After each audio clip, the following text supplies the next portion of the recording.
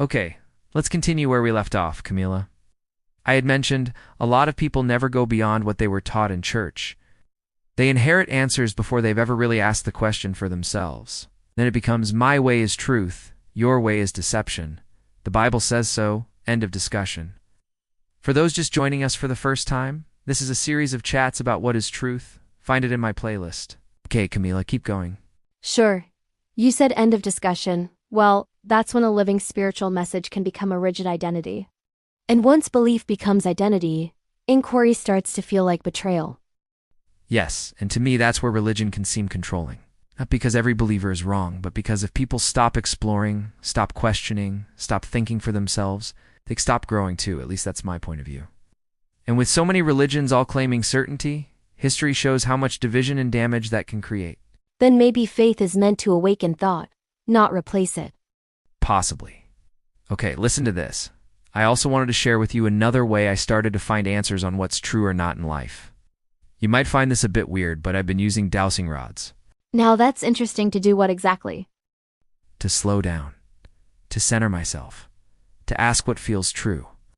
To connect with my higher self, my double, if you will. Now some people would say it's just subconscious movement. Maybe it is. Maybe that's part of it. But even then, it still tells me something. But it can show me what I'm carrying, what I'm leaning toward, what my deeper self is trying to say when the noise drops. I've even used it when purchasing a right spa part, buying something, taking a certain vitamin to see if it's good for me, investing. I even ask the question when listening to a video that I think might be truthful and asking if it's true or not. If the dowsing rods tell me no, I turn it off immediately. Doesn't matter who the person is. Question you can ask it are literally limitless, really. It works like kinesiology. You know the muscle test? Yes, I do know about kinesiology. I'll definitely do more research on dowsing rods. It sounds so interesting. So, for you, the rods aren't really the point.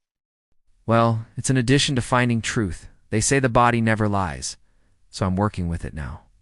It's an incredible tool in which a great friend of mine, Gregory Joseph, a healer, taught me how to use it. Another way of listening and getting answers. A way of checking whether I'm in fear, projection, intuition, or real alignment. And honestly, I've had some powerful moments with it. I find the more I let go of my preconceived answers, the more reliable the truth comes through. It's pretty amazing. Then maybe the deeper question isn't whether the rods are magic. Maybe it's whether they help you become honest enough to hear yourself clearly. That definitely could be it. My body is feeling more synchronized with it the more I use it. At the beginning, I still had to drop my own truth mindset from my pre-programmed life, if it was to sense better. As this whole thing keeps bringing me back to the same place, how do you know what's true? Maybe you don't reduce it to one method. Maybe truth needs both inner discernment and outer testing. You center yourself. You listen inward. And you also check patterns, sources, outcomes, contradictions. So not blind belief? No, not blind belief. And not blind cynicism either. Discernment. This is where it gets challenging, though. I have friends who call themselves truthers. No disrespect to any of them for doing what they do. Although I have my own journey while here on this planet, I'm just questioning other methods and finding other ways towards a new awareness, other than continuing to fight wars and constant accusation. Some call them conspiracy theorists. And I get where they're coming from. But after 7 decades of being here on Earth, I'm challenging myself in other ways. A lot of them really do want to help people wake up. Here's what I mean. They talk about corruption, manipulation, control, the elites who control, the banks, the schools, the medical system, the government, all of it, and they keep fighting them. Fighting to me means it never ends. It's a vicious circle. Damn if you do, damn if you don't. Wars create more wars. Love creates more love. Hate creates more hate. And some of what they point out feels real. Even when I talk to you about it, I'm still cautious of the words I want to use, as I believe what we speak about comes about. We manifest it. But then I hear things like, build a shelter, stockpile food, go off-grid, prepare for collapse. I start asking myself, are they helping people wake up? Or are they keeping everyone locked in fear also? Round and round we go. That's one of the most important questions in this whole conversation. Because the television media gives us bad news all day long.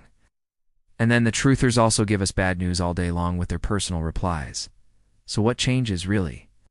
It's still doom, still fear, still survival mode, stressed in different language. Some warnings come from care. Some people really are trying to protect others. But intention isn't the only thing that matters. Effect matters too. If a message leaves people in constant panic, constant dread, constant catastrophe mode, then even if it started as a warning, it can become another form of captivity. So the question is not only is it true, it's also what kind of world is this message strengthening? Exactly. Because if billions of people are feeding collapse, corruption, fear, and doom into the collective mind every day, what kind of world are they helping build internally and collectively? Maybe we are manifesting this world. That line hits hard. It should. Because there's a difference between seeing darkness and living inside it mentally every day. There's a difference between preparation and worshiping catastrophe. There's a difference between awareness and obsession. Boom, you just said it. We seem to be worshiping doom. Then how do we stop the cycle? How do we stay aware without becoming consumed? How do we stop feeding doom and gloom without pretending nothing's wrong? Maybe by refusing both traps, refusing blind trust, and refusing fear addiction. Fear addiction. It's strong. Because some people think they're seeking truth, but what they're really feeding is adrenaline, urgency, identity, and emotional certainty. It can happen in mainstream spaces. It can happen in alternative spaces. It can happen anywhere people start needing darkness in order to feel awake. So maybe the real battle isn't just over information. Maybe it's over state of mind. I think it is. You know what this reminds me of? It's the ending of the series Merlin. Now, Merlin was a magician with magic powers, right? Arthur the King dies in a fight from a sword with a poisoned tip in which Merlin had no cure for it this time around. And Merlin was given the task to keep him safe. He was devastated because he thinks he failed his destiny. He thought he was supposed to save him. But maybe that was never the whole point. You're right. As it turns out, he wasn't there to save him. Actually, his mentor, a huge wise dragon, enlightened him and said, "You weren't there to save him, Merlin. You were only there to serve him." Oh wow, now that changes everything. Because maybe destiny isn't always about controlling the outcome. Maybe sometimes it's about how faithfully you serve what you were given to serve. That hit something deep in me, because maybe I'm not here to save the whole world. Maybe I'm here to serve clarity, not to serve truth really, but bring awareness as best as I can. To serve peace. To serve a different kind of consciousness in the middle of all this noise. And maybe that's enough. Maybe more than enough. And that matters more than people realize. Joy isn't shallow. It's one of the most powerful states we can access in this lifetime. When you let yourself feel genuine joy, pure, simple joy, something clears, the noise drops. Old weight starts loosening. Your intuition gets sharper. Your awareness expands. So joy isn't a distraction from truth. No, sometimes joy is what helps you hear truth more clearly. Because when you live from joy, you stop dragging the whole past into every moment. And when that happens, your soul finally has room to speak. So maybe truth isn't just what you're told. Maybe it isn't even just what you think. Maybe truth is something you learn to discern. Through stillness, through testing, through faith, through experience, through what keeps bringing you back alive. What brings you joy? And maybe the life you live reveals the truth you've chosen to serve. Then maybe the question isn't only, what is true? Maybe the real question is, what am I feeding? What am I building inside myself? What kind of world is my attention strengthening? And maybe freedom begins the moment you become responsible for that. Maybe I was never meant to carry the whole world. Maybe I was meant to stay awake and serve what feels most true. Then maybe this conversation doesn't end here. Maybe it starts here. So, what do you think? What truth are you feeding? What kind of world is your attention strengthening? Write your thoughts. Challenge this. Add to it. Keep the discussion going.